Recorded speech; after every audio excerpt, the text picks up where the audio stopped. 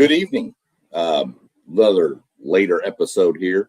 We had to throw this episode together the other night when I realized that, again, I don't know how calendars work and could not figure out that we were going to do this episode on Friday night, this Friday coming up. And I reached out to Doug and I was like, doesn't football season start next Friday? And he's like, yeah. And I went, well, we need to scramble and put 6A together because we haven't done 6A yet. It's kind of important to do. So we scrambled and luckily Doug's schedule worked out. My schedule worked out to make it all work for tonight so we can get through 6A. Once we're done with tonight's breakdown, of course, that'll be all the classifications. And then at the end of the stream, we're going to give y'all kind of our game plan for the regular season and how we're going to handle that. So stay tuned for how that's going to break down.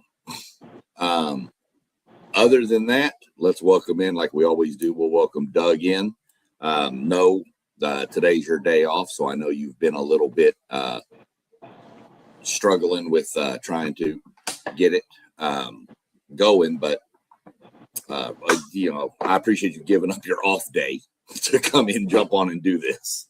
Hey, it's always my pleasure. But yeah, you're absolutely right. I spent most of the day just doing nothing. So that time of year, but starting next week, I'll have plenty to do. Yeah, all weekend long. Just while you're at it, if you're a little bit lost or foggy or need something to do to get that going, check out my partner here, W Energy. No. Okay, they're a partner with mine, and it's a powder, and you get a little cup. I would drink one right now, but it's 9 o'clock at night here on the East Coast. Yeah. And if I drink this right now, my wife is not really going to like me. She's going to hate me more than she normally does. But this right here is a 30-day supply. It's like $39. And you just mix it in there with some cold water. And I don't do energy drinks. You've known me for a while, Doug. I've never been a Red Bull, a Monster, none of that stuff. Yeah. I don't like the way they taste. I don't like the crash you get from them. I've been drinking this stuff for over a week now. And I take it with me and I just kind of nurse it throughout the day when I start feeling a little, and it gives me a little bit of a boost. No crash, no sugars, got vitamin C and all that stuff in it. It's a really good energy drink. I enjoy it. It's mixed with water, so you hydrate also. Yeah. So, you know what? That sounds great for the post office, to be honest with you. Dude, I'm not going to lie. They're always trying to find ways to hydrate, man. Trust me. Well, it's hydration. It's energy. It's made with coffee and fruit extract. So it's got your caffeine. This is Calio cream, which is like a dreamsicle flavor, kind of the best way to explain it. But just an idea, I mean, it's got 270% of your daily value of vitamin C, 94% of B. I mean, it's just loaded with vitamins and stuff. No sugars, none of that stuff. Well, we'll talk about it later, man. But I'll get me some of that. I'll try it. And anybody else who's looking for a better solution, if you look up top scrolling, there's a website and also a promo code, which is SEC_Sean10, the number 10. That'll get you 10% off if you order from them. So just something to think about if you're looking for something a different alternative to the typical energy drink. So we'll jump off of there. So good intro, good talking, obviously glad we can get this going. So let's jump into Region 1. But before we get too in-depth, let's explain to all the people that may not understand. All the classifications we've done so far have been split in 2 divisions. 6A is also going to be split into 2 divisions, except they don't do it till the playoffs start. Yeah. Nobody knows why. Everybody's been screaming to just do it now, but they don't. So how it's going to work is the top 4 teams in every district will qualify for the playoffs. The 2 biggest enrollments will go Division I. The 2 smallest will go Division II. Yep. That's the difference in the 2. I don't like it. I don't think you like it either, but it's what we got. So that's what we're going to deal with. Yeah, not the greatest system, but most of the time the teams stay in certain divisions, but every once in a while, depending on who makes the playoffs, you might find a KD in Division I, Right. which they're about 90% of the time they're in Division II, but right. And stuff like that. When we mentioned 6A, like we've always done, these are all schools that have 2,215 or more kids in them. And to put it in perspective, you can have a school like, I'm just going to throw it out there, Barbers Hill, that has 2,215. They could run in non-district or whatever and play a school like Allen with 7,000. So it's a pretty big disparity. So, but we'll get it all situated. We'll go through the regions and give an idea, of kind of who we think is going to go where in each district. So I'll let you start off. Give us your first thoughts on Region 1. Well, Region 1, it's gonna be South Lake Carroll or Dayton Guyer. I don't know who else. You have Odessa Permian, of course, but that region out there has the El Paso schools, right, John? Allen's in this region too. Yeah, but I expect him to be in a Division I. So. Oh yeah, well we're just going to go straight through. Let's just go through the region because we don't know who's going to go Division I or II yet. And instead of having to jump back and forth, let's just go straight region. Good deal. Okay, well I'm still going to go South Lake or Dayton Guyer. I think Allen. They're supposed to be pretty good this year, Sean. Obviously, but they got a young quarterback. I thought he was a junior. I think he's a sophomore, actually. Ty Snell. He's supposed to be pretty darn good. So, but I think they probably lost quite a bit, I want to say. Let me see. Yeah, Ty Snell is a sophomore too. He is a sophomore? Okay. Yeah. Okay. Look, I think they're pushing 6,800 kids over there this year at Allen. So they're going to have some depth. Yeah. But I don't know if they're going to beat Capel this year. I think Capel is going to be pretty darn good. So I'm still going to go South Lake with possibly Dick Fryer. That's looking, yeah. When you look at it, it's a little screwy to do these because of the way they don't break it down. Obviously, District 1 is going to be the El Paso schools. I don't see a lot coming out of there. District 2, Midland, Permian is out there. There's only one team that's going to miss the playoff in that district. I could see that district getting in and obviously maybe winning the first round since they match up with El Paso, but then they're going to run into these schools out of the DFW area, and they're just not going to be on that level. Right. When you go to District 3, though, you do see one school that's, a blue blood in Texas, and that's Aledo. Well, Aledo moving up to 6A, Sean. Yeah. They kind of, number one, they lucked out, obviously, in their district playing with the Arlington schools. But man, are they going to be ready for the playoffs?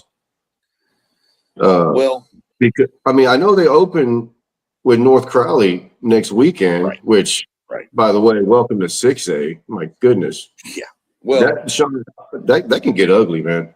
Well, but you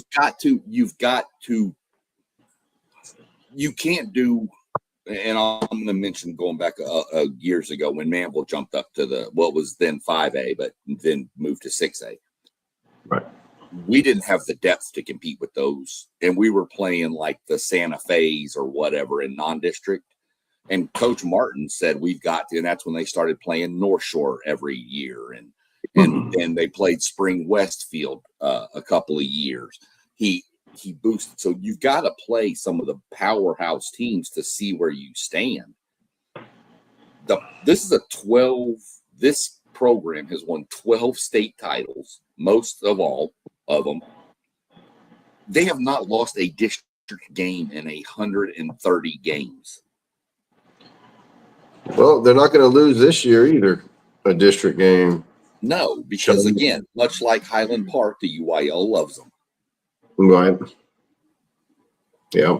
You know, but they did schedule up a little bit at least, because I think they had to. I mean, North Crowley, Midway, and then US Trinity. Yep. So they're gonna need to, but I still like Southlake there, John. I mean, they're only returning 7 on offense, of course, 0 on defense because they had 11 senior lettermen. Yeah. They have to replace Brock Boyd, a 5-star wide receiver at Ohio State.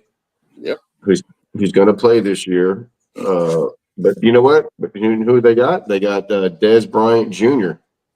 Yeah. Y'all might have heard of Des Bryant. He transferred from Colleyville Heritage. I didn't know he went there. He played at Colleyville Heritage last year. I think he's a junior.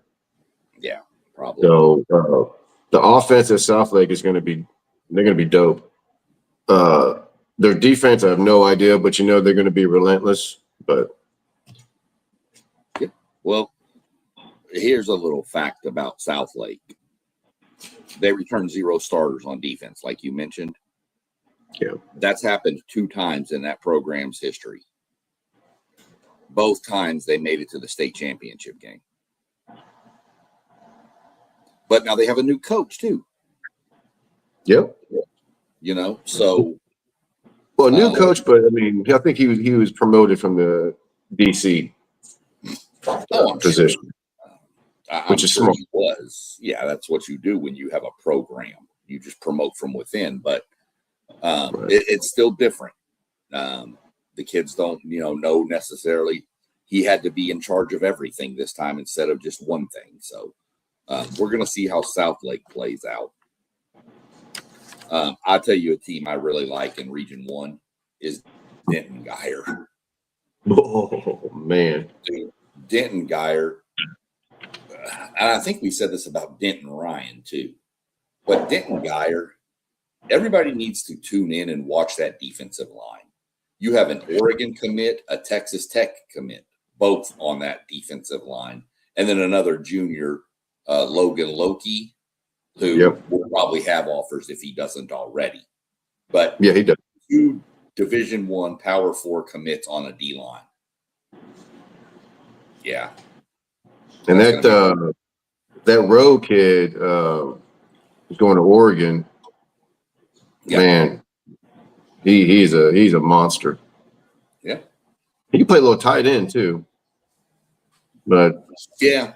He's going to play D line. I mean, they're only returning 5 starters on defense, Sean. I think it's almost the freaking entire defensive line, and maybe another guy. Probably is. It's probably probably 3 defensive linemen, probably a linebacker, and probably a safety or something. But yeah. Denton Geyer's another one of those. They just plug and play. They've got kids in the pipeline waiting, so not too worried about Denton Geyer there. But that region in both I'm sorry, that region in both divisions, man, is so freaking stacked. I mean, Allen, Capel. I think Capel got a quarterback. I think that's supposed to be really, really good. But the thing about Allen, Sean, I mean, they only returned 4 on offense, 3 on defense, and they had last year. I mean, they had 9 players signed Division I, so they got to replace all of that. Oh yeah, Capel, their quarterback. Last name is Zingelman. And Zingelman can single. You know what I mean? Yeah. 6'5", 225. 17 touchdown passes, 15 rushing touchdowns. So 17, 15, that's not bad. He's definitely a dual threat. So for sure. That region is stacked, brother. I mean, well, I'll say this. In my mind, Region 1 actually looks a little bit deeper than it has been in the past. Allen being over there, Permian, of course, Permian, Friday Night Lights, all that stuff. But, Geyer, Carroll, Prosper, there's a lot of good squads here. And then, oh, hey, by the way, here's 12-time state champion Alito too. Who are they going to struggle? They might. I don't. By no means do I see Alito winning their 13th state title this year. There's no way. But that's still a proud program. Alito's going to start 0-1, and they're probably going to win the rest of their games in the regular season. And probably then. Okay. I think they probably Trinity. They play Trinity too. Yeah. Yeah, I know. I think they can. Trinity's bringing back 40 Letterman. They are bringing back 40 Letterman, including a quarterback named, what's his name? He's a same last name as the coach. Yeah, I don't remember his name though. I don't have my book open. Boy, you're looking up his name. Lineweaver. Oh, okay. Is it really? Yeah. I don't know if that's his son or grandson. Who's the head coach? Lineweaver. No, he retired. Dude, is he back? What's the first name of Lineweaver? Is it Steve Lineweaver? Well, let's see, Sean. I don't know. That's a good question. You look up Euless Trinity. Let me look because I'm pretty sure Steve Lineweaver retired. Oh, okay. Aaron Lineweaver. It's his son. That's his son. So this would be Steve Lineweaver's grandson. And Aaron's son. Okay. Yeah. Wow. And, okay. Well, look, the kid's grandfather knew how to coach ball for sure. Right. So, shout out. He led Commerce to their first state title. Yeah. But don't sleep on Trinity because as most people know in the state, Trinity's going to do one thing. They're going to line up and they're going to run downhill at you. They're gonna control the line of scrimmage with those Polynesian kids, man. Ask De La Salle how it works. To all you Cali boys. Right. Yeah.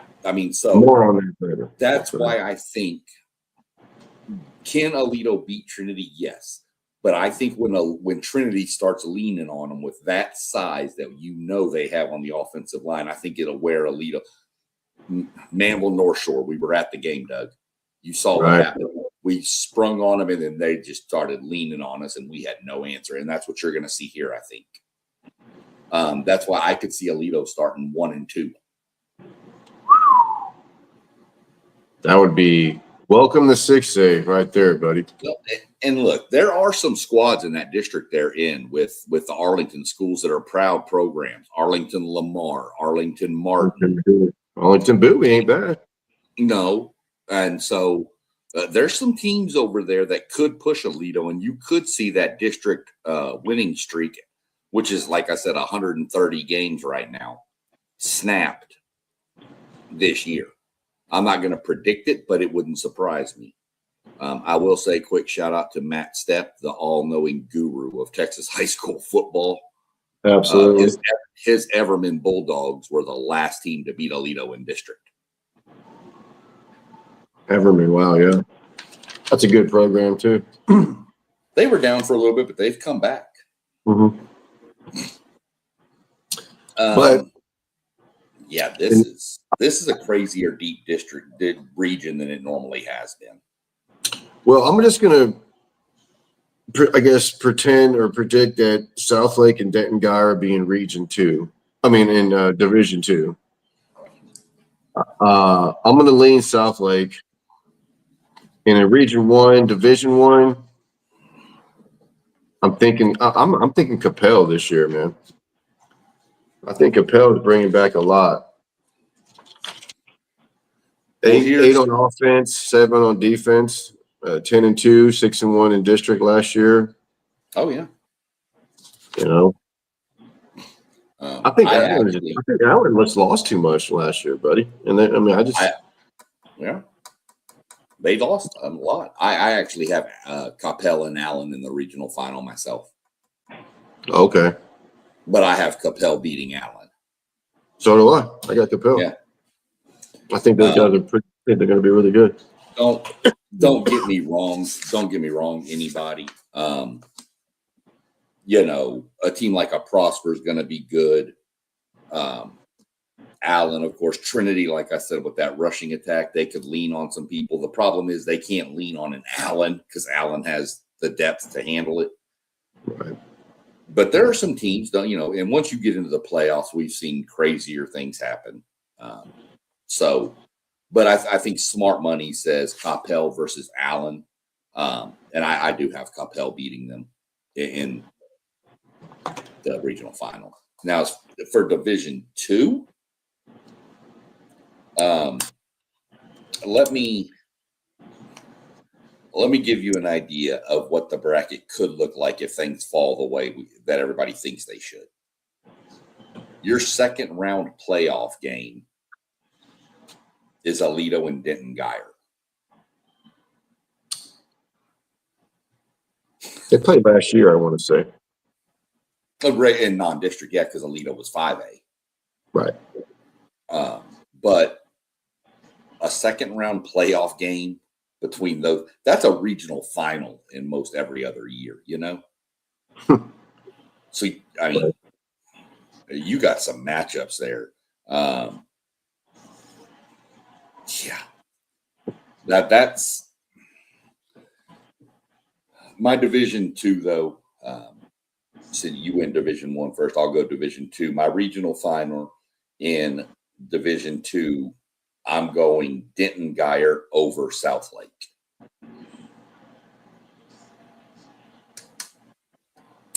I got the opposite. I figured. I mean, to me, those are the 4 best teams in this whole region.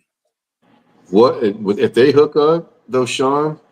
The trench game is going to be unbelievable because South Lake got some offensive linemen. I think they got at least 2 or 3 kids going power 4. So that is going to be a freaking just a fun game to watch if you like trench warfare. You talking about? Hold on. Not I get what you're saying, Doug. But artistically, our friend is back again. What's up, Artiste? Said he saw some highlights of the Aledo Carroll game. I'm assuming they scrimmaged, is what he's talking about. Let us know. What'd you see in the scrimmage? Yeah. I mean, I don't know if they've ever played a game. So let me know what you saw from the scrimmage artistically, because I didn't catch any highlights of that. But I'd be curious. I'm curious. What did Aledo look like with the depth, especially of a team like South Lake against them?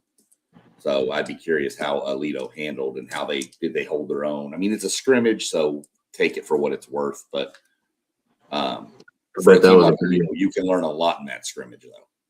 Mm-hmm. Okay. So we've got our Region 1 out of the way. We both have the same 4 teams. And just we have the same winner in Division 1 with Capel, and we have split in Division 2.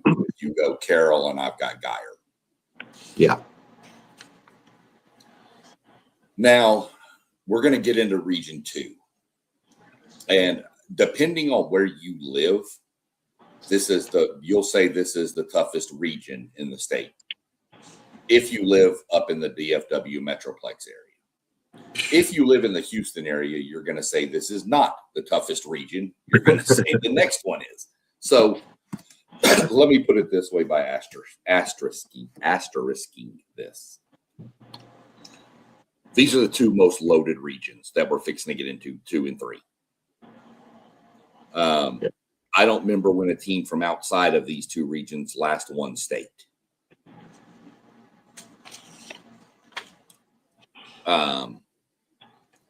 We'll run through. I'll run through the top. We'll run through the top 10 real quick. No division, of course, because we don't know yet based on standings, but just the top 10 total. Waxahachie's 1. Duncanville 2, North Crowley 3, Longview 4, College Park 5. That's Kingwood College Park, which is north of Houston. Wow. Okay. I think that's which one. I think that's Kingwood College Park. Yeah. Cy Falls, Willis, which is just north of Houston. Klein Collins, which is just north of Houston. And Waco Midway. So you're going from the north side of Houston through Waco over to the Dallas-Fort Worth Metroplex. That's a stretch. It always has been, though. This has always been that way. That north, very north, Cypress, Klein, Spring has been in Region 2 quite a few times. The Woodlands, it's always been in Region 2. Go back to Ed Oliver. Shout out Ed Oliver and his condolences to his family with the drowning of his 2-year-old son. Yes, sir. Rough. We played against him when Manville played against Ed Oliver when he was at Spring Westfield. Yeah. Great guy. Hate to hear the news. But we move forward, and there was times where they were probably going to win Region 3. But then they had to go up and face the DeSotos and Duncanvilles and Carrolls and Allens of the world. So crazy stretch there. So I'll jump into Region 2 right away. District 9, I'm not too concerned about with the Wileys and a bunch of the Garland schools. No, not really. We start getting into some stuff. I will say Wiley East would be a team to watch. They had the worst record you can ever have in the history of football. 10-0 regular season, lost your first round playoff game. The dreadful 10-1 season. Do you know who that happened to, Sean? We were just talking about it. The Euless Trinity team that beat De La Salle. Yeah. They went undefeated and lost to, I think, South Grand Prairie or something in the first round of the playoff. They were ranked like number 2 in the state. And then, that's when everybody was like, the depth is insane in this state. Real quick, artistically, was talking about that scrimmage again. Said both teams looked good, but it was hard to tell because you couldn't tell who was actually first team or second team. Yeah, but those scrimmages, Sean. People don't realize that a lot of these kids are trying to make the varsity, man. They're trying to letter. They're trying to make a spot. They're trying to start. They're trying not to lose their job to an underclassman. Right. I mean, there's a lot going on, and the coaches want to see a lot of players. So they're going to play a lot of players. For the coaches. Yeah, it's a huge evaluation tool for the coaches. Yep. And it's huge for the kids too, man. I mean, one game may decide if you're gonna make the varsity or not. You know what I'm saying? Yeah, so if you're a sophomore, this is your shot to tell the coaches I can do this, or sit on JV for the next year and wait. I'll run down on kickoff, coach. I'll do whatever. Exactly. District 10 is another district that I think is good. I mean, it's got Longview in it. Longview is always pretty good. North Forney is going to be a really good team too. Yeah. I think this district's going to come down to those two. And then I think you're going to have kind of the Rock Walls and the Royce Cities and those kind of squads battling for that 3rd through like 6th place. You know what, Sean? In that district, I'm kind of leaning North Forney, man, because they went 10-2 last year. They're bringing back 16 starters, eight on both sides of the ball. Longview had a kind of a down year last year. They returned 6-4. They got a new quarterback, obviously. I think, of course, Haynes King went there. Yep. Coach King's son.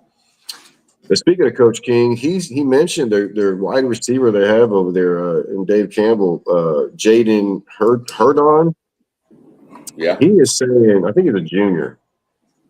Coach King is saying he may, when he's done playing over there, he may be the best wide receiver they ever had come through Longview. Now think about that, Sean. Longview is one of those places that, they claim that they have, with them and Galveston Ball, claim that they have the most NFL players come out of there. I don't know if that's true or not, but I think Longview is up there with Galveston Ball, maybe DeSoto, something like that, with producing NFL talent. And he is saying this Jaden Herdon may be the best to come out of there. That's big time. Yeah. But I still like North Forney. They bring it back too much, bro. I mean, I'm going to go Longview. I'm not going to stand on going against Longview and what they've done year in and year out there. One thing Longview has to do. Longview has to quit this BS of trying to throw the ball all over the field. Longview has always been built on turn around, hand it off, and throw it when you need to, or after you've established the run. Yep. They got so involved with trying to just throw the ball last year that it cost them a couple of games. Mm-hmm. If Longview, they're going to have running backs out in Longview. You know that. Oh, God. They do. They do this year, too, man. Turn around, hand the ball off, let it go, and then go from there with the passing game. But I get it's hard if you've got a receiver that talented, it's hard to not want to get him the ball too. Yeah. So, but the problem is they can't rely on the passing game. That's never been Longview's strong suit. It never has. Even the days of Haynes King, it wasn't their strong suit. They ran the ball. So I'm going to go that Longview's going to get back to it. And we'll see. Those two are by far the two best teams in this district. So whenever that game happens, that's going to be your that's going to be championship game. Yeah, definitely for district. Definitely for district. Yeah, that's what I meant. I didn't mean regional championship game. Man, this next district, Doug. The District of Doom, pretty much. Yeah. I mean, there's a couple of Districts of Doom. There's one down here in Houston too. Well, yeah, this one might be second in relation to District of Doom, but this one's real. It's a real close second. Let me tell you that. You start linking in with. Start off with the number one team in the state, at least in this region, Waxahachie. Then you've got perennial state contender Duncanville. You've got 2 years ago state champion North Crowley, who I think lost in the state semifinals or the regional final last year. Regional final. Crowley is going to be decent. Mansfield Lake Ridge is going to be good. Mansfield has exploded. They've got like 3 high schools now. But, I mean, Waxahachie, dude, they're loaded. They are loaded, bro. But here's your transfer stuff. Their starting stud linebacker transferred to Denton Ryan. Get out of here. Yeah. Well, So, I mean, yeah. yeah. I mean, what are you thinking there? Well, their head coach left too. Yeah. Can't remember where he went, I but don't know. they promoted within though. Smart. Their DC got the job. They're returning their quarterback Meyer, 33 touchdowns last year. Sean, it's not bad. No. Of course, they got one of the best defensive backs in the country. What was that fella's name, man? Is it Snell? I think there's a lot of Snells out there. Yeah, I know. They're probably all I don't related. know. And he's another really good one. So Quick shout out. Hey, Bob. Glad to see you in the chat. Anything you want to mention or throw out there about some 6A high school football down in Texas, or any questions you have if you're not familiar with it, reach them out in the comments and we'll jump on it. this district, though, Sean, I think it's really anybody's in the top three: Waxahachie, North Crowley, and Duncanville. I'm actually leaning Waxahachie to win the district, even though I think North Crowley's offense is going to be. North Crowley's returning everybody. I mean, I think 8 on offense and 8 on defense. And North Crowley may have the best secondary in the entire country, bro. Yeah, I know. And their youngest one is a sophomore. According to Dave Campbell, had 25 tackles and 1 interception. So that tells me he played a little bit as a freshman last year. Yes. But they got a couple other guys that are going like big time. So they might have the best secondary. They might. I mean, their offense is going to be ridiculous. I think what they scrimmage Allen and dropped 90 on them, man. On a scrimmage. Now, it's a controlled scrimmage, but I think it was combined varsity and JV. But dude, that offense is just stupid good, man. So I think I like Waxahachie to win the district, but they're not going to win the region. I don't think until something changes. I got Duncanville winning that region, but I don't think they're going to win the district. Well, remember, Waxahachie split with them last year. Yeah, they played them twice and they went 1-1, and they were both close. Yep, it was really good. What do you got, man? Your top 3 are definitely Waxahachie, Duncanville, North Crowley. Mansfield Lake Ridge is probably the 4th best team in this district. It's hard to go against Duncanville, dude, from what they've done the past. Go back from 2018 forward. Yeah. But I'm going Waxahachie. I'm going Waxahachie not only to come out of this region, our district, but I'm also having a rematch of Waxahachie and Duncanville in the regional final, and I'm taking Waxahachie for the sweep over Duncanville. Ooh. So that's going to be a change. North Crowley is going to be the 3rd best team in this district, probably, and they are going to be. They're locked into Division II because of Waxahachie and Duncanville. Yeah. So they don't have to have that road through them. We'll get into theirs in a minute. They're what their playoff path would look like. But I'm just going to give you a sneak peek that I'm taking Waxahachie to come out of this region.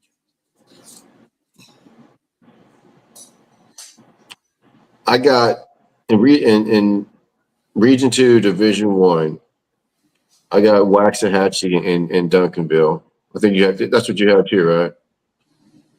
Yeah. For the championship, regional championship. But you got Waxahachie, and like I said, man, I think I got Waxahachie winning the district, but until something changes, I got D-ville. Because they've been winning that region I don't know how many times. Yeah. You know, here's, but that's by far the toughest district in this region, and it's not close. no. But roll into 12-6A, where you run into the more of the Waco schools, those Central Texas-ish, Killeen, Harker Heights, Waco, Temple. Midway, Temple, what is it? Blue front, white back or something.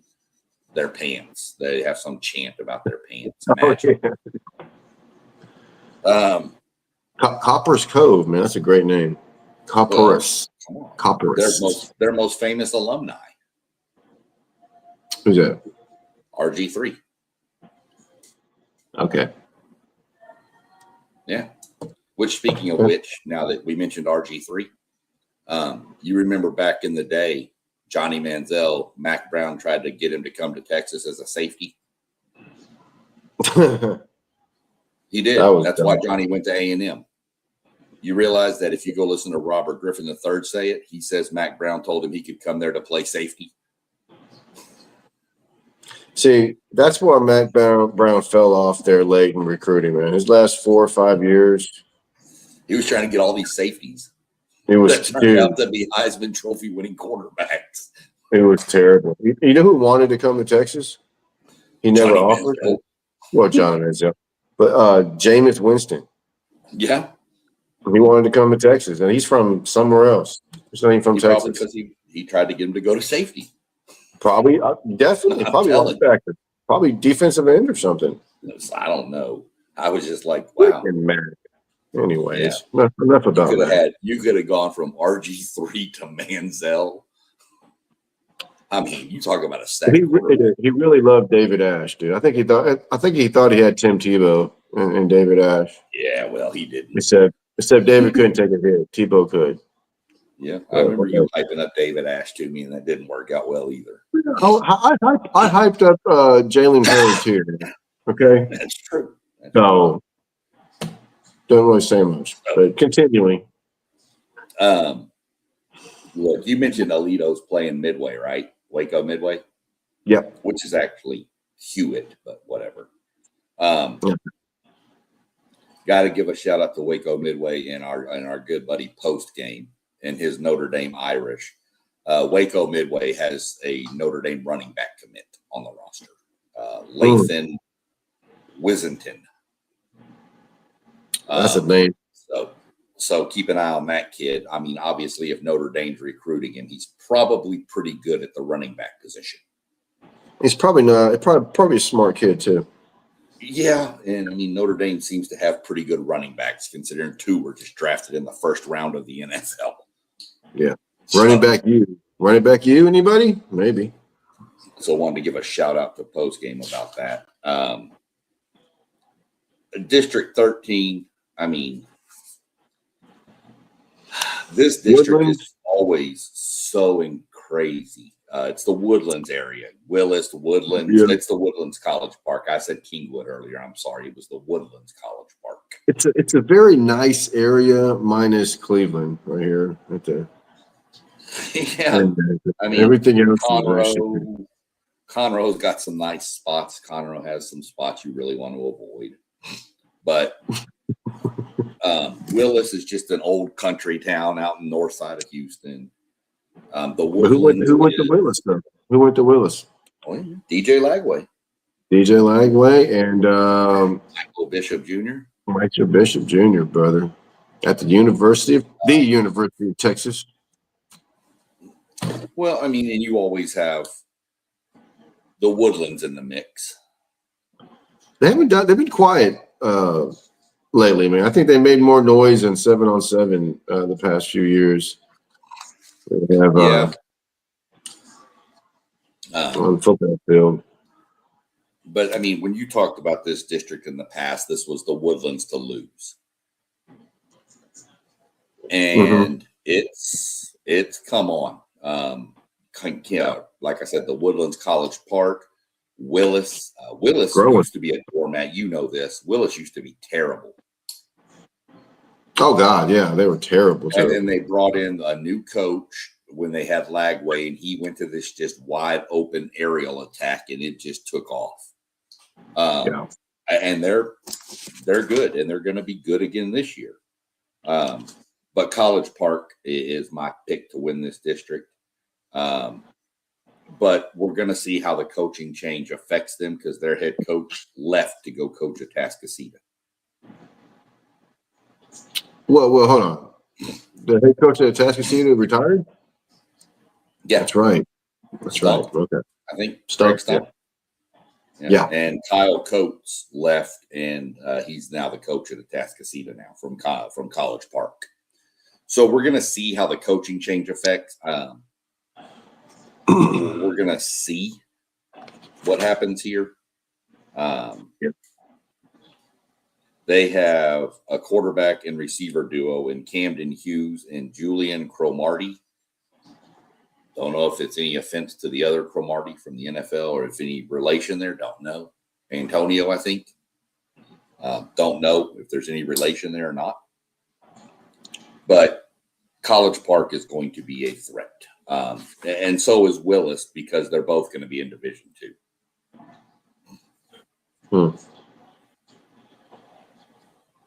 Oh, wait. Willis got that quarterback. It's supposed to be pretty good. Yeah, quarterback but they lost Duval, everything. It was actually Jermaine Bishop, not Michael Bishop Jr., Jermaine Bishop. Yeah, Jermaine Bishop Jr., yeah.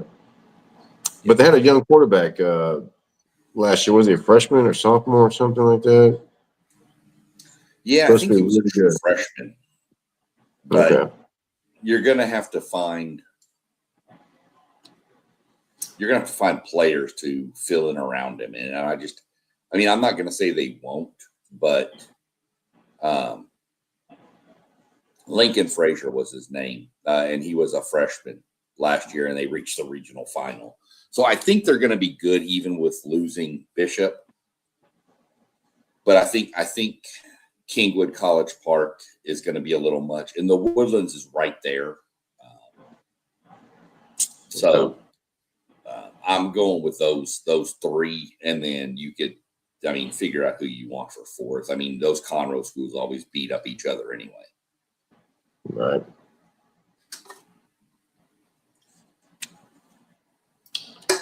And I know the coach at Grand Oaks used to be Sean McDowell, but I think he left there and is now somewhere else. Oh, yeah. Okay. His daughter plays softball, Arkansas. He left Foster and went to Grand Oaks. If you got the book open, see who the coach of Conroe Grand Oaks is in District 13. District 13. I think 13. McDowell retired. He either retired or he moved somewhere else. Well, it still has Grand Oaks Grizzlies. Still has Sean McDowell as a coach. Well, maybe he's still there. I thought he left, but maybe he did. Maybe he was thinking of it and came back. I don't know. Did a Randy Allen from Highland Park. This is year number 3. It could be year number 3 for him. Really? I thought he'd been there longer. I thought he was there longer than that. Yeah, I thought so too. I'm wondering if he went there and then left and then came back. I wonder if that may be what. I don't know. Either way, Jermaine Bishop, artistically mentioned, dude was a freak. Absolute freak, man. But replacing him is going to be tough. But anytime a freshman quarterback leads you to a regional final, the future is pretty bright. Well, he broke all the receiving records in the Houston area. Yeah. So he holds that. He's a record holder in the greater Houston area. So. Right. Which is saying some stuff because there's been some dudes come through there. Yeah. And we should see him this year at Texas, man. I don't see how they can keep him off the field. Special teams or something, man. But we'll see. Yeah. The next district, man, District 14. This is Spring Westfield and a bunch of everybody else's. It's the Aldine schools. Aldine's not like it used to be, No. Westfield has somehow stayed very competitive. There were years at Westfield where they had state championship type teams, but they, got to play North Shore every year. They end up losing those games, and that's tough. So, I mean, and then you talk about two teams that have been high and then fall apart and then come back and be good and fall apart. Spring Decaney and Spring High. right. Those two go in such cycles where Decaney won that state title one year and then just fell off the face of the earth. Yep. Spring High had been good for the past few years and then they fell off the face of the earth. Yep. It just goes in such cycles with those schools. It's public school football, real public school football. Yeah. I mean, so we'll go Spring Westfield, I think, is the head and shoulders of that district. Yeah. District 15, if you can figure out District 15, 6A, go right ahead, because this is the most jumbled district ever. These Klein schools with the Tomball schools, you see games here that are, Klein Collins will beat Tomball 59-0, and then Tomball Memorial will beat Klein Collins 48-0. This is the most wild ass district, but it really is. I think Klein Collins is going to be the head and shoulders of this district. They've won it 9 out of the past 11 years. And they reached the regional semis last year. They do lose a lot, though. So we'll see how they replace it. Yeah. Klein Collins for sure. I mean, Tomball's had some good squads lately. They lost quite a bit, though, the Tomball bunch. Now, one team that's on the bubble is Klein, and I hope their bubble bursts, man. I hope they don't make the play. I can't stand their coach, man. Nick Cadutti. Dobie played them last year. That guy, he's a character, man. He talks a lot of trash, man. He talked disrespected Klein Collins before they played. I think Klein Collins ended up killing him, of course. But he likes to run his mouth. When they played Dobie, he had his entire staff, including him, that had T-shirts made. They were all wearing burnt orange T-shirts that said something about Texas Party or something like that. And they were playing Dobie, the Dobie Longhorns. Just weird stuff. All I know that came up doing some digging into this school too was, and I'm not going to get into it because I don't have all the facts, but there's been some questions around this coaching staff that has caused some uncertainty around it. Yeah, I heard about that. I don't know. I'm not going to get into it. So just know that that's a question. He's a character, man. I don't really like. He rubbed me the wrong way, but whatever. Klein Collins. Well, watch. It is. Yeah, Klein Collins is the favorite here. Klein Oak is always kind of one of those teams that's in the mix. Klein Kane had some teams before. Yeah, they did. Yeah. Tomball, you mentioned. Tomball's got some running backs this year. Ian Thomas and Trevin Johnson. Mm-hmm. So they're going to look to run the ball. Tomball Memorial normally, whether they still are in that system or not, I can't remember, but they like to throw. They used to throw the hell out of the ball. That team was just wide open. So I don't expect much from them. I think this is Klein Collins, Klein Oak, probably Tomball. But again, this district is so insane that, you could have a mixed match of any different teams. Klein Collins is pretty well locked into the playoffs. The next 3 positions, brother, we might be a water. It's Klein Collins and then a box of chocolates, right? Yeah, tiebreakers are going to come into play in this district. And whether it comes down to let's meet at Whataburger and flip a coin, I don't know what we're going to do. But this is going to be a crazy district. And you want to keep the crazy districts rolling? Hey. Look at the Sci-Fair schools. They're all the same. Cy Falls, Cy Fair, Langham Creek is up there, Cy Lakes. I mean, Cy Woods, Cy Ridge. It's freaking towns, man. Look, Cy Falls is the favorite here. And I know that's hard for people at Cy Fair to hear.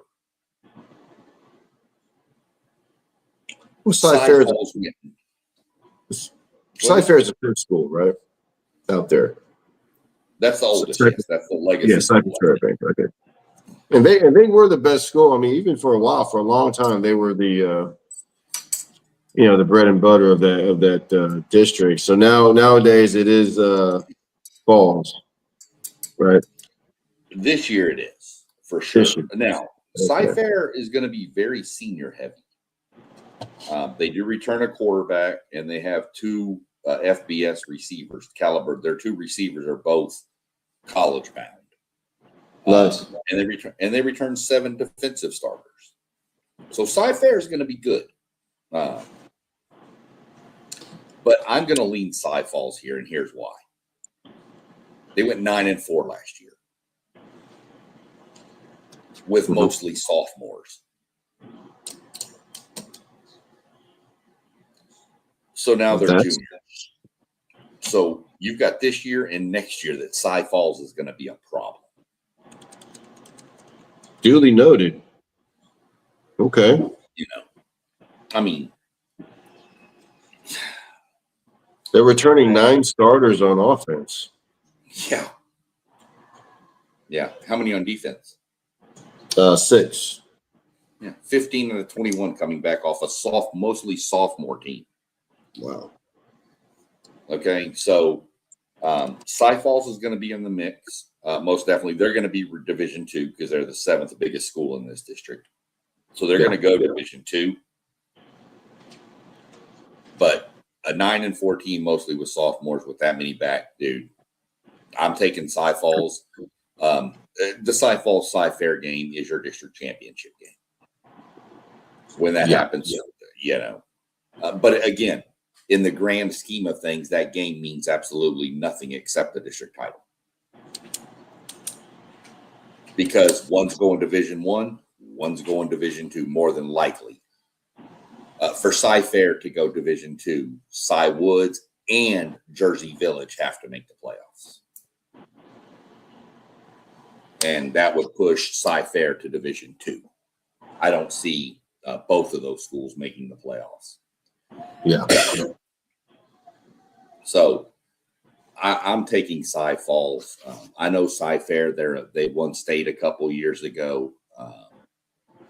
But I think Cy Falls is coming on, and I'm watching that team for the next 2 years.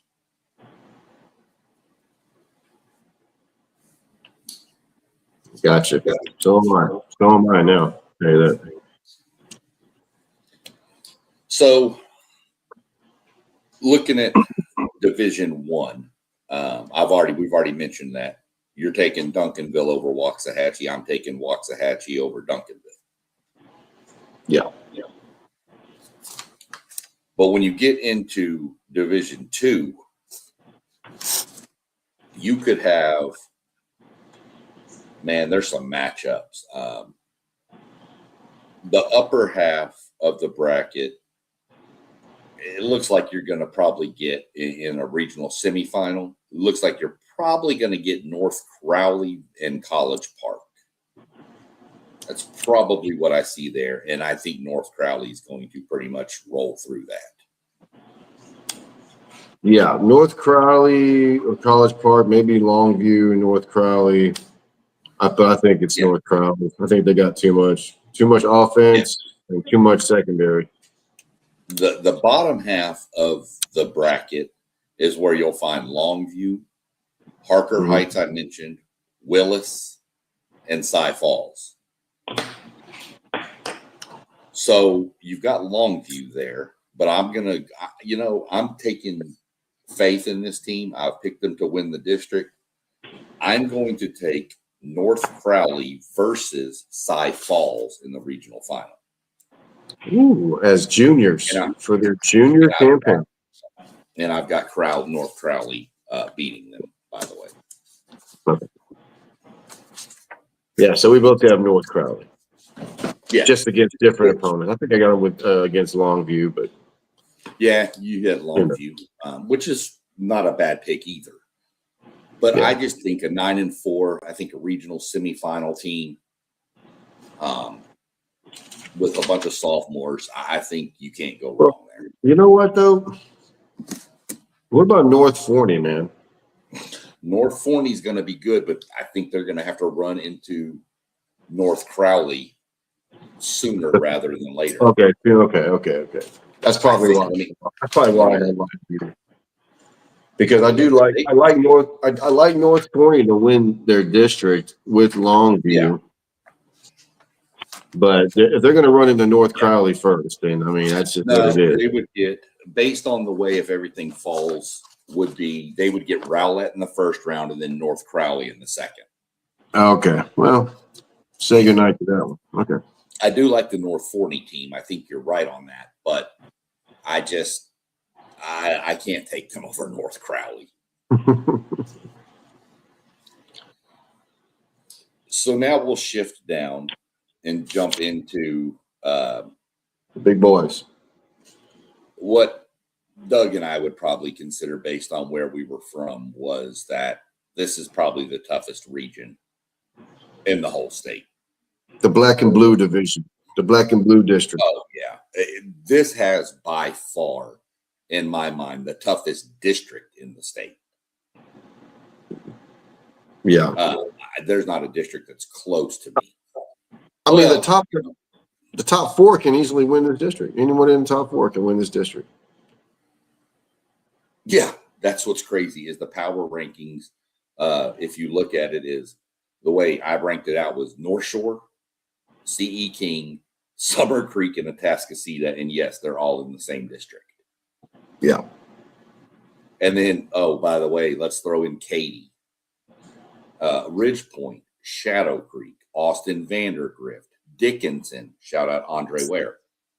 Yes, sir. Cy Ranch. You know, C.E. King. Yeah, we got C.E. King. C.E. King's up there. I mean, you haven't even mentioned teams yet like Pearland, perennial great team. Bridgeland, good team. Houston Lamar used to be a power. Yep.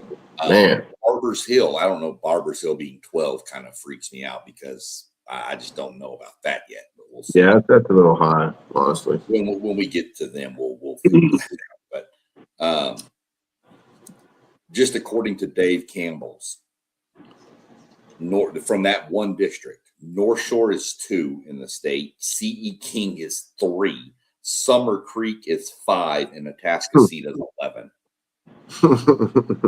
So all of that district is in the top 11. Yeah. So we're going to start right with the District of Doom. District 17-6A. We just mentioned all the teams in it. 17-6A, man. Well, I'm gonna go North Shore. Okay. Now they're only returning 4 starters on both sides of the ball, Sean, but it's North Shore. They reload. That's it. Coming off a state championship. And they got some young players coming up, Sean. And North Shore has always been a D1 pipeline, and I would say they're probably more known for their defensive players. Would you say? Yeah. Devin Sanchez and these defensive linemen, like what was his name? I'm all missing their names now, Sean. But which one? They have a plethora of defensive linemen. Well, they got another one coming up. It's a sophomore. Ezarian Fields, Sean, 6'5", 210, little thin, but he's a sophomore. He'll put on some weight. This kid's already a 4-star, and he's rated, I guess, as far as video game rating, he's already like at 84 as a sophomore. Okay. That's normally, that's probably his grade from On3 or PFF or one of the recruiting sites probably got him as an 84 as a sophomore, which is insane, by the way. Yeah, insane. So he's going to be another great one coming up. So I got North Shore as usual. I'm kind of torn between 2 and 3, honestly, Sean. CE King and Humble Summer Creek. CE King's bringing back a lot on defense. They're going to have a really good defense, and they probably have the fastest high school kid on the planet, in Dylan Mitchell. So watch out for him to have a huge, huge year. And then you got Summer Creek.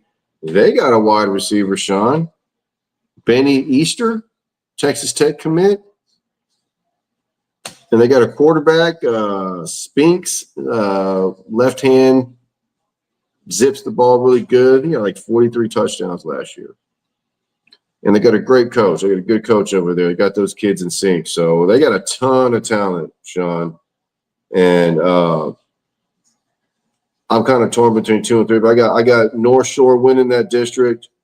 And I guess I'm gonna go Summer Creek coming in 2. That's where we flip. Super talented. I have North Shore winning this Okay. district. So good deal. Probably the fastest team in the state is CE King. Yeah. They have a transfer quarterback.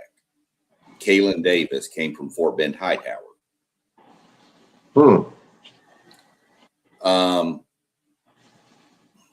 They're obviously smaller than North Shore. So, and they're smaller than Summer Creek, who I expect to make the playoffs. So they'll be Division II. Same with Atascocita. Those are the 4 I have. Just remember, Atascocita is ranked number 11 in the state rankings, and they're 4th in this district. Right. But I'm going CE King over Summer Creek. But one crazy thing to remember about this district, the defending 6A Division I state champion is North Shore. Mm-hmm. Summer Creek beat them 27-0 last year. Sure did, man. And that stopped North Shore's district winning streak at 57. 57. We think that's big and long. And then we talked about Alito's 130. It's like triple. Double, I guess. Double and a half. But either way, this is the most dynamic district in the state, in my mind. 2 of these teams played for a state title last year. North Shore and CE King both. Yep. North Shore won it. CE King did not. Right. We'll just leave it at that. But CE King was good for the first time in a while. Yep. They've gotten this program climbing. And where they sit, they're going to have talent over on the east side of Houston. So I'm going North Shore, CE King, Summer Creek, Atascocita, and I'm not going to be surprised if we don't see North Shore and CE King back in the state title game. Not against each other, but different divisions. Yeah. Jump over to 18, this is a weird district. You got all the clear schools mixed in with Deer Park and Dickinson, which makes sense. And then you throw Barbers Hill for the hell of it here. Well, which is not real close. Barbers Hill to it's like Clear Baytown. Falls. Yeah, it's way north. It's north of I-10 though. Yeah, it is. And you got to travel all the way down to Clear Falls, down there near damn Lamarck. Yeah, Clear Falls was that over there by like San Leon or something, or Bay Cliff Way or down something? there. Yeah, it's the furthest south of the clear schools. And it's literally right on the line probably of like Lamarck or Texas City, right down there. It's really nice though. Well, yeah. Right. And so is Barbers Hill, by the way. Mount Bellevue. Yeah. Everything's brand new out there, brother. But yeah, man, I got Dickinson in that district. I think it's going to be close though. Between Dickinson, I mean, they're not bringing much back on offense. It's 3 starters, 5 on defense. They were undefeated last year in district. So it's going to be tough. Deer Park, they're bringing back 12 starters. They got a quarterback, Sean, by the last name of LaFriends. And when I saw this name, Sean, it rang a bell. And I'm an old guy. And when I was playing back at Dobie, Deer Park was really good. Back in 94, 95, they're actually number one in the state for a while. And they had a good quarterback, and I think their place kicker was one of the best kickers in the country. And I believe his last name was LaFriends. So I'm guessing this is his kid playing quarterback at Deer Park. So, and they're actually pretty good. Yeah, it's not a real common name down there. No. So, and Deer Park's actually ever since they got rid of or what's his name left, was it Massey?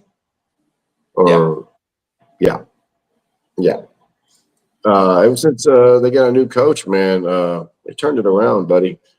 Which just in time for because Laporte now is really, really good. So that's their big rival. But anyways, Dickinson and Deer Park is pretty much what I'm looking at in that district, Sean. Clear Springs is on the bubble, I think. I'm going to get to see them next week against my Dobie Longhorns. So I'll know more about them. Well, what do you got? I mean, I'm going Dickinson here. I think they're the best team here. They're the best team. They have some weird voodoo magic stuff going on down there in that stadium when you have to go down there and play. The Swamp. Dude, it is crazy down there. I can remember Manville played them down there, and Manville was up like 18 points with like 3 minutes left or something, and Dickinson stormed back to win the game. And I was like, what did I just witness? But Dickinson is easily the favorite here. This district is screwed. I'm just going to go ahead and put it that way. This district is just screwed. Because like first round matchups or something? Yeah, because your first round matchups is with District 17. Right. Yeah. So you could have Dickinson and Summer Creek in the first round. Hell of a matchup. You could have Barbers Hill and Atascocita in the first round.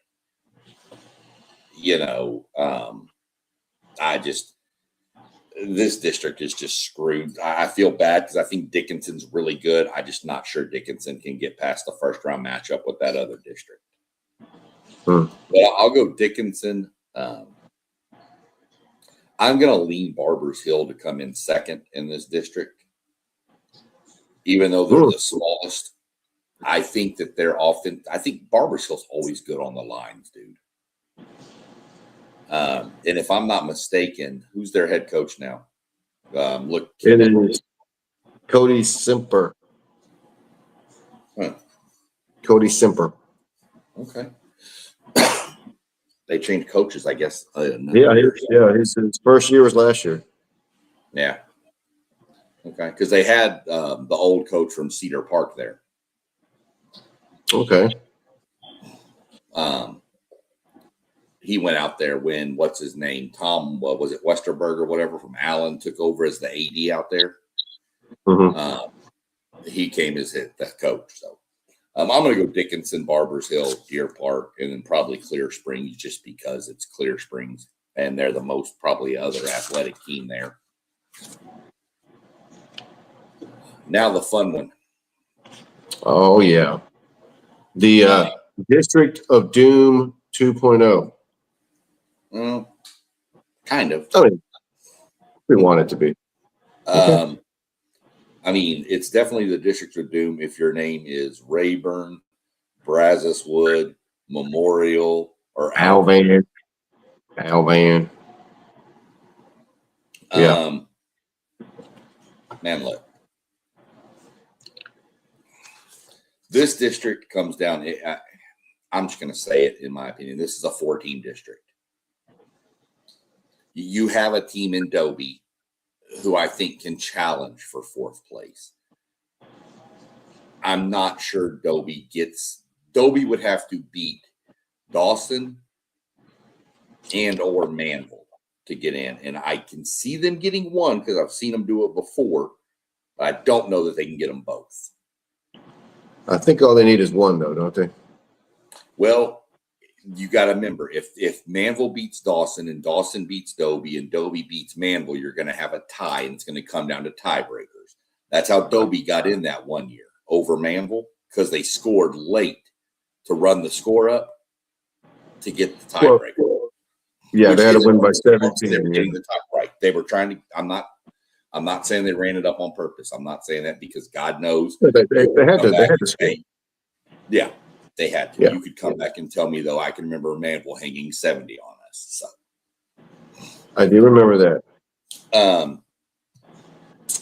I honestly, I think Shadow Creek's the favorite here. Pearland's always going to be in the mix with it. Mm-hmm. I don't know what to think of Dawson. Dawson is sometimes looks really good, and then other times Dawson looks like they could lose to anybody. Right. Much the same I could say about Manville. Now, I do believe that with Kirk Martin back, this is his 3rd year. I think Manville's starting to get back to what Manville used to be. Mm-hmm.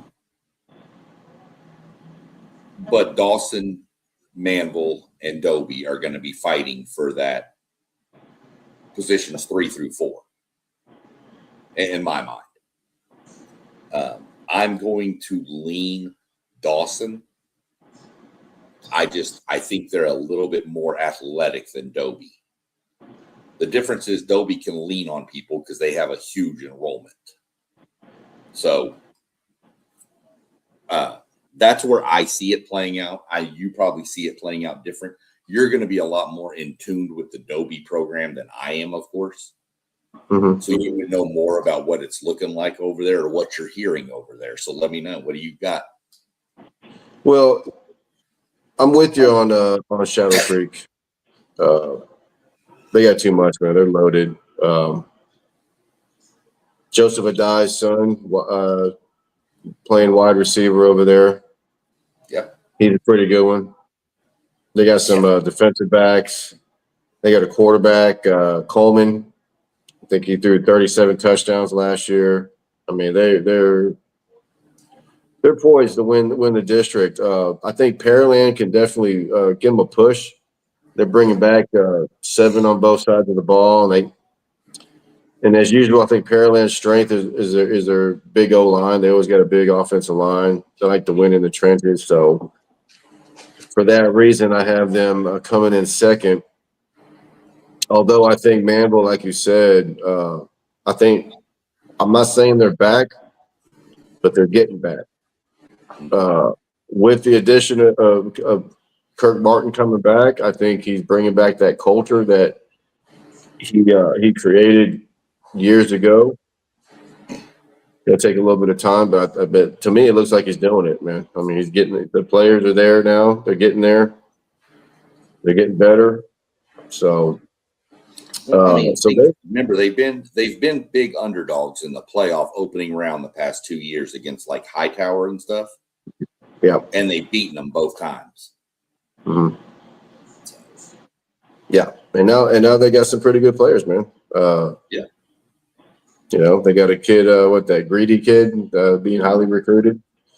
Yeah, Greedy James. Greedy I James. know I had told you I was a little bit down on him after last year, but everything I've seen from him this year, what I've seen on little clips and stuff, he's put on some size, put on a little bit of muscle, it looks like. And he looks like, I mean, he was first team all Greater Houston selection from the Touchdown Club. Yeah. So, yeah, he was first team all Greater Houston defensive back. That says enough right there, probably. Yeah. So I think those 3, Shadow Creek, Pearland, and Manville, are shoe-ins. That 4th spot between Dawson and Dobie is going to be interesting, man. Like you said about Dawson, Who knows, man? I mean, they were pretty good last year. They're bringing back 14 starters. It's going to be tough. What's I Manville think bring back? Dobie, huh? What's Manville bring back? Isn't it like 13? They're bringing back 5 and 6, 5 on Okay, offense, so 6 it's on 11. 11, okay. Now Dobie, like I said, what they need to do to make the playoffs, Sean, is number one, they got to beat the teams they're supposed to beat. Obviously, there cannot be any letdowns whatsoever, or they're not going to make the playoffs 100%. That they have to beat either Manville or Dawson. They beat Manville before. Oh no, they've beaten Dawson before in the past. So I think their best shot is against Dawson. Now Dobie is bringing back 7 starters on offense, and their offense never seems to be the problem. It always seems to be the defense. Now this could be good or bad. They're only bringing back 1 starter from a not so great defense, but they do. I can tell you this, Sean. The last couple years, they've had some really good freshman teams come in, mostly from Thompson Intermediate. They've gone undefeated most of the year. They've been beating Pearland and Manville and all those kids. So they're gonna be relying heavily on some young players. Now they got a good running game. They got 3 running backs: a senior, a junior, and a sophomore. The senior Taylor's is 5'10", 180 pounds, runs a 4.5. That's pretty good. Coach Fitzmaurice, who's a Adobe alum, really likes their running back Owens. Also, he's a junior, not a big kid, only 5'7", runs a 4.4. And they got a sophomore running back. Like I was telling you, the last couple of freshman classes have been really good. So they got this freshman running back who's 6'1", 165. So they're going to be leaning heavily on their plethora of running backs. I have no idea how they're going to look on defense. I'm going to find out. But I'm going to go Alvin, Pearland, Manville, and Dobie. That's Alvin Shadow Creek, by the way, not Alvin. Alvin Shadow Creek. Excuse me. You're not picking Alvin to win the district. If you are, let's put some money right now. Not the Yellow Jackets. I'm going to tell you a name to watch out for from Manville, too, is wide receiver Carter St. Junius. Who? Yeah, Carter St. Junius. I'm telling you, he's a wide receiver at Manville. Watch that kid. Watch him. He is a star. Okay, he is the next in the line of the Manville receiving crew. Right. Was he a sophomore, junior? I actually think he's going to be a senior this year, but he's been on the radar since he was a sophomore. He's like 6'3" Yeah, he's the next one. I'm not going to be honest. I'm going to be honest, Doug. I'm going to kind of just flip through the rest of this region. There's really not much else here. The only other district that's really kind of interesting is, and it's not even really interesting, it's the district that's easy to pick, and that's the Katy district with 22-6A. I mean, that's Katy and then everybody else. Tato's been down. Jordan's not too bad. Yeah, they're okay, but they're not Katy level. No. No, I think it's Katy and Jordan in that district for sure. Yeah, and I actually think Katie's going to have a heck of a year, Sean. They're only bringing back 3 starters on offense, but I don't think that even matters the way they're methodical on offense. I mean, if they do happen to have a really good player on offense, and watch out, but I don't know if they really have any big time players on offense. Yeah. But defensively, Sean, they're returning 7 starters, and I'm kind of shocked that they actually. The way I determine whether or not Katy is going to make a run at the state championship is if Katy has any type of FBS talent. If they got 3 or 4 kids, watch out. And I think they might actually have that this year, Sean, especially on the defense. I know they got an offensive lineman.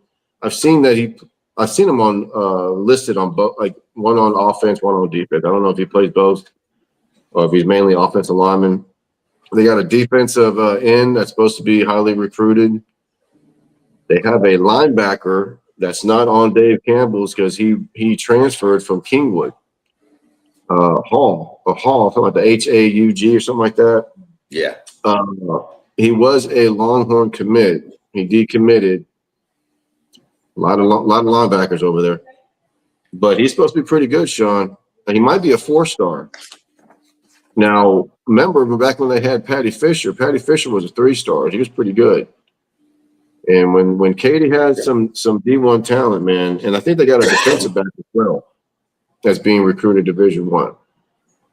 So I'm thinking Katie's going to have a bounce back here this year. As a matter of fact, they're my sleeper this year, and that crazy ass Division II with North Crowley and all those guys. So yeah, the crazy thing, the way the brackets play out in the playoffs is North Shore and Summer Creek would be on the top half of the bracket, and Katy and Cy Ranch would be on the bottom half. Katy would have the easiest path through. My regional final is North Shore versus Katy.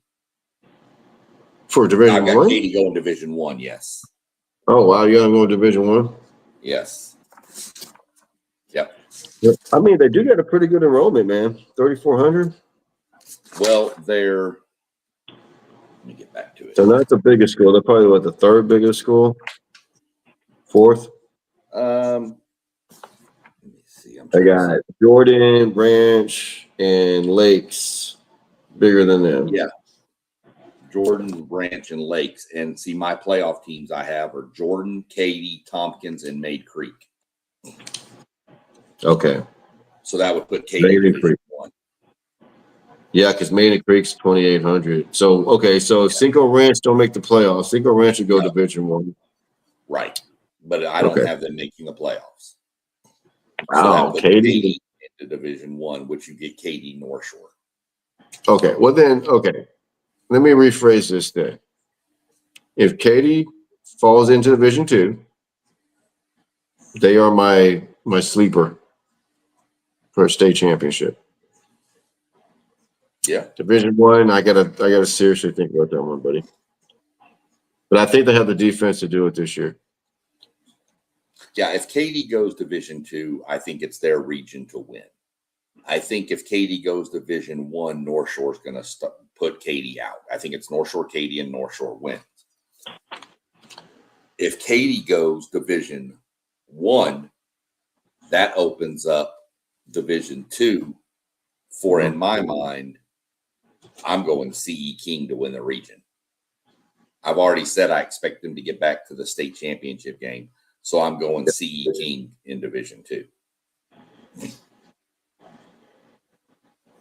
Unless Katy's in Division II, and then I'd go Katy. Either way, I have North Shore winning Region 1, and I have CE King winning Region 2. Gotcha. And I think you could see CE King and Shadow Creek in the playoffs, and you talk about speed everywhere. It's going to be a fast game. Yeah. But don't sleep on Austin Vanderdrift. They won state in 2024. Yeah, a couple of years ago.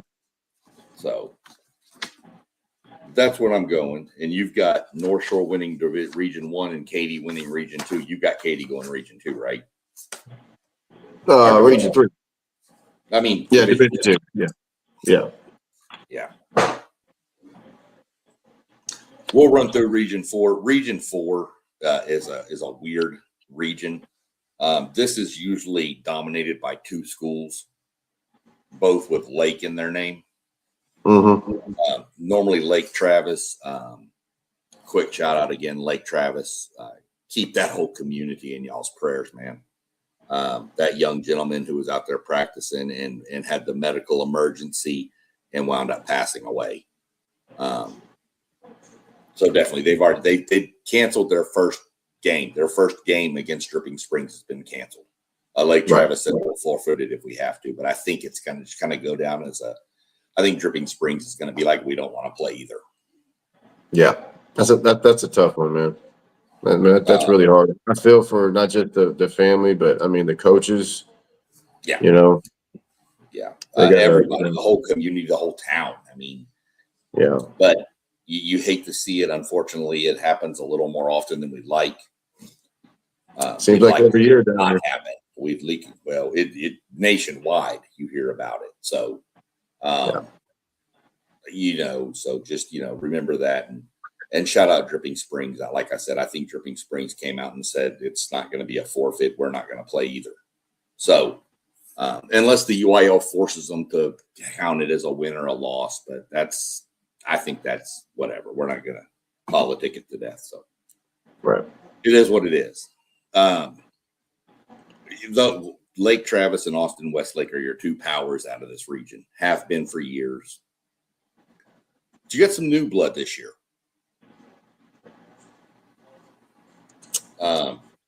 Some new blood and some old blood that's coming back in Cibolo Steel.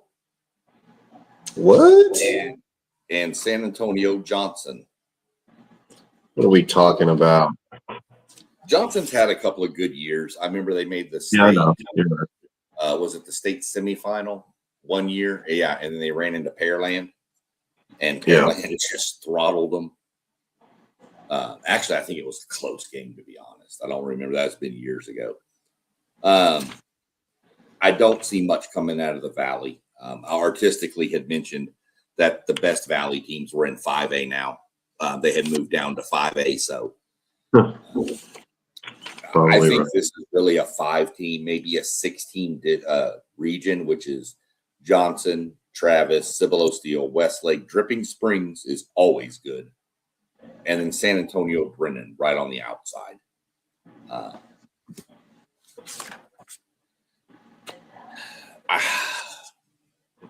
I don't know. I mean, Lake Travis has got to be the favorite in their district. Westlake, I don't know what to think of them right now, to be honest, Doug. Last year was their worst record since 2014. They went 7-4. Yep. And the year before, they had a state championship team. They just ran into a buzzsaw in North Crowley. Remember, they dominated North Shore to get there. Yeah. 35-10 at Reliant in Houston. Destroyed was that them. one in Houston? Or was that one? Yeah. I thought that one was in Austin. Okay.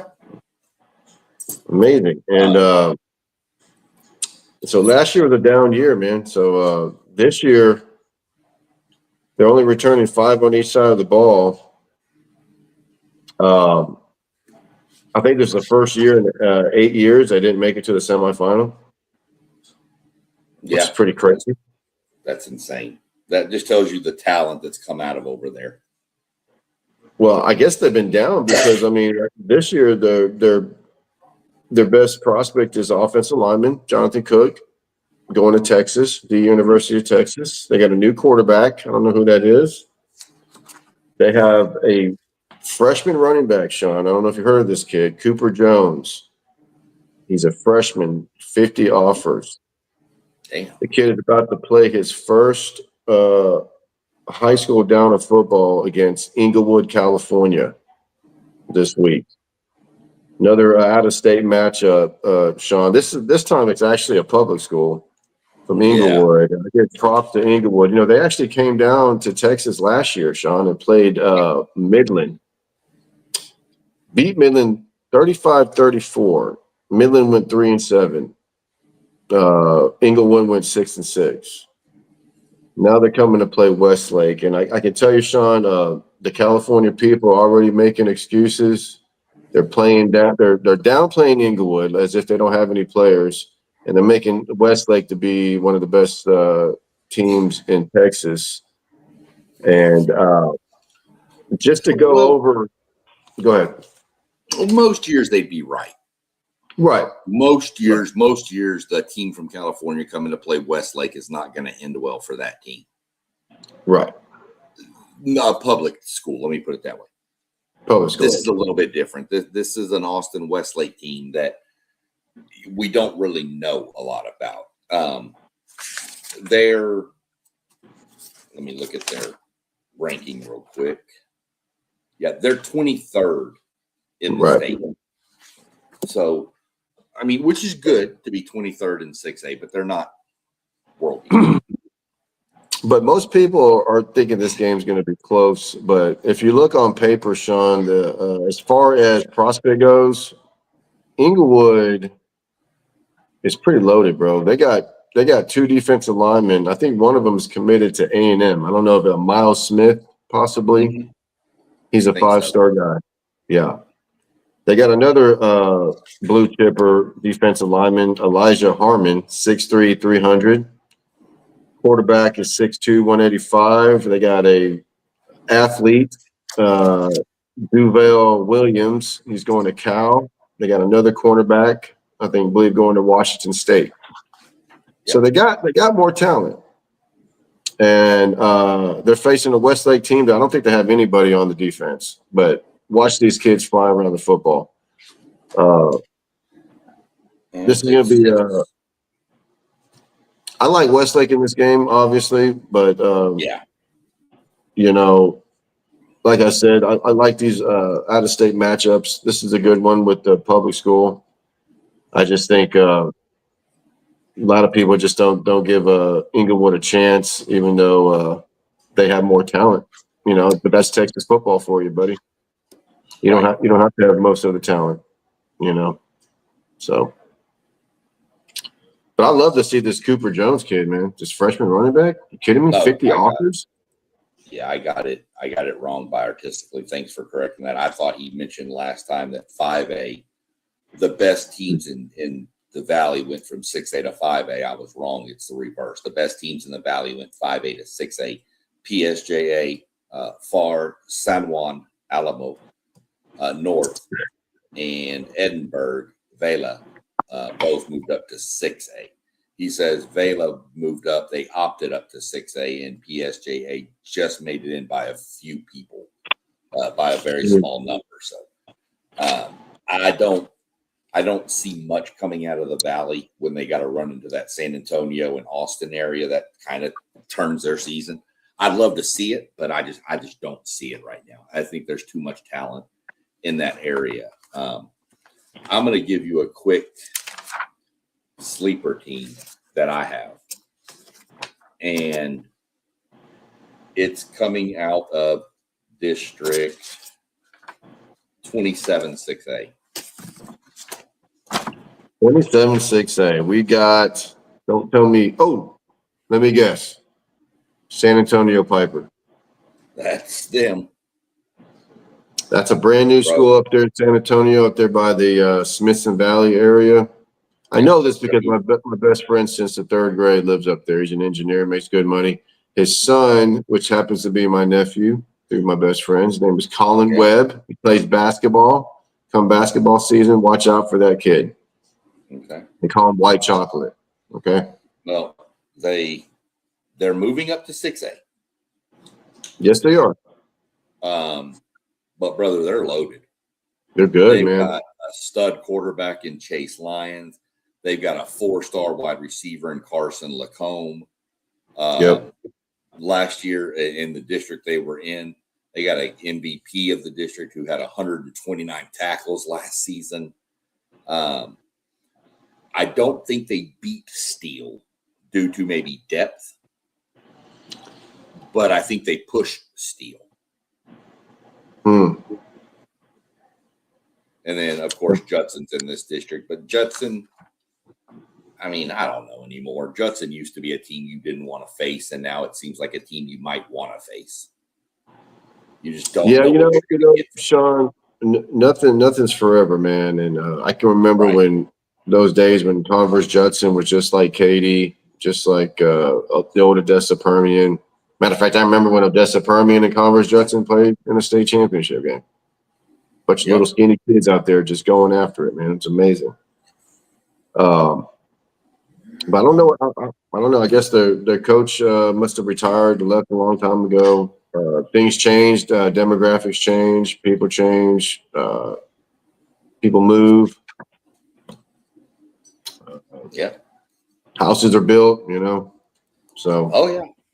I mean, it didn't take long for Civil still when they were brand new not too long ago. Didn't seem like. I mean, what, 10, 15 years ago, 20 years ago. Yeah. They were a brand new school and they just started killing it, man. So, And then you look in the San Antonio area and you've got to talk about San Antonio Johnson. Yeah. You know, they're fast. That last year they kind of broke through.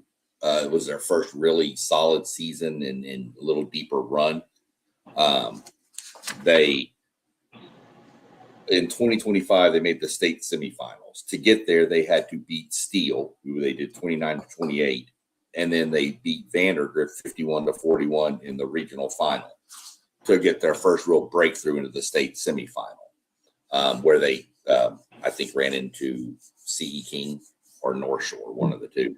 I think CE King, and got beat down. Another team to watch here is San Antonio Brandeis. They have a dual threat quarterback, Winter Smith. What a name! Great name. I mean, dual threat. Literally, he 1,200 passing yards and 1,400 rushing yards. But they also have a transfer coming from the state of Arkansas in Hakeem Frampton, who is already committed to A&M. So, what are you gonna do? yeah, I mean, that's what you're looking at there. Well, who you got? You got Johnson in Region 4. Because I got Lake Travis winning Region 4, Division 1. And I got Westlake in Region 4, Division 2. I think Westlake's going to have a contract here, hopefully. Yeah. Division 1, well, artistically, real quick, say, yeah, it's true. They get the first round, they get another Valley team, then they play Laredo in the second, and then they run into the Austin, San Antonio regions in the region 4. Call it Valley Week in round 3 of the playoffs. I'd like to see a Valley team get through there and make a run to Arlington. I think those fans would be nuts in Arlington at a state championship game. So I hope I get to see it. It's so hard to come through that San Antonio region. And then even if you do, you've got to run into Houston before you get to Arlington. So yeah. But Division 1, I'm going San Antonio Johnson here. I'm going Johnson, and I got him running into Lake Travis in the regional final. Wouldn't be shocked if it was Cibolo Steele. I think they would meet earlier, though. So I'm going to go Johnson and Lake Travis, and I have Johnson beating Lake Travis. Okay. I got it. That's Division 1.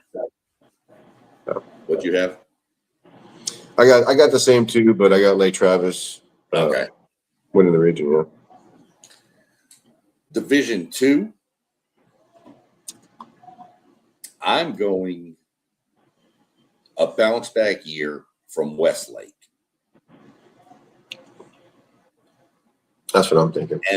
And my surprise team, San Antonio Piper. And I'm going to go Piper over Westlake. Ooh, nice. My buddy, my best friend would love that. Tell your best friend to tune in. Yeah. Needs to. Yeah, that's where I'm going. I'm going Piper over Westlake in Division 2. Nice. There you have it. Where are you going? Well, I'm going Westlake over Dripping Springs, ironically, because they're canceled their first game. Yeah. So they're probably going to end up meeting up region final. So for sure. Well, that concludes the breakdowns. Artistically, very glad you jumped in for every one of these. I hope you if you've got some people down there in the Valley, jump on with us on Friday nights. I'll get into what we're going to do here in a second, but get some people from down in the Valley, get us some score updates from down in the valleys. If you're at a game, let us know. Stuff like that. or anybody else around the state.